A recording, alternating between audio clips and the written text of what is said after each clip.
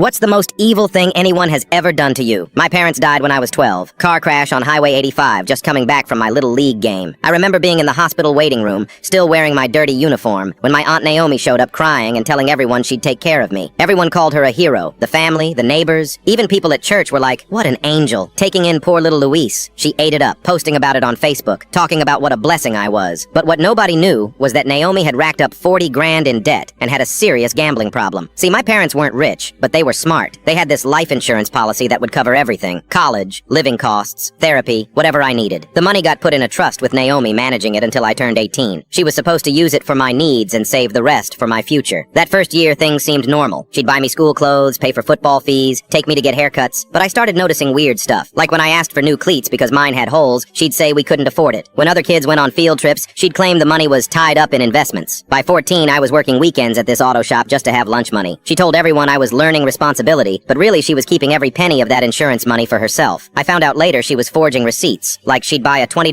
backpack from Walmart, then doctor the receipt to say $200 and submit it to the bank. She told them she was homeschooling me and needed money for educational materials. She wasn't homeschooling me. I was in regular public school. The worst part was watching her blow money at the casino. She'd disappear for hours, come back drunk and broke, then yell at me for leaving lights on because we couldn't afford the electric bill. Meanwhile, my college fund was getting drained for her poker nights and online gambling. When I graduated high school, I was excited to finally access the money for college. I walked into that bank thinking I'd have enough to go anywhere I wanted. The banker looked uncomfortable and pulled up the account. There was $127 left. I nearly threw up right there in the lobby. 6 years of careful planning by my parents, gone. Naomi had taken everything. She tried telling me the market had wiped it out, that the 2008 recession got us. But I'm not stupid. I requested the bank statements and saw transfer after transfer to DraftKings, Caesars Casino, Venmo payments labeled Poker Night, and Girls Trip to Vegas. I went to the police, but they basically shrugged. Technically, she had legal authority to manage the funds. Even though she lied about the expenses, even though she stole from an orphaned kid, it wasn't criminal, just immoral. So I had to take out student loans for everything. Worked nights at a warehouse while going to community college during the day. Lived in my car for 3 months because I couldn't afford rent and tuition at the same time. But here's the really evil part. When family members started asking why I wasn't going to a good college with all that insurance money, Naomi told them I was ungrateful and always difficult. She said I'd blown the money on video games and refused to listen to her financial advice. Some of my own relatives stopped talking to me because they thought I was just a spoiled brat who wasted my parents' sacrifice. It took me 8 years to graduate college instead of 4. 8 years of night shifts and ramen noodles and sleeping in my car. 8 years of watching other kids get help from their families while mine thought I was a screw-up. Last month, I finally saved enough to hire a lawyer and get all the bank records. Turns out she took over 180 grand total. Not just the insurance money, but savings my parents had, bonds they'd bought for my birthday, everything. The lawyer says I might be able to get some back in civil court, but Naomi filed for bankruptcy last year. She lost her house to foreclosure and is living in some apartment complex now. There's nothing left to take.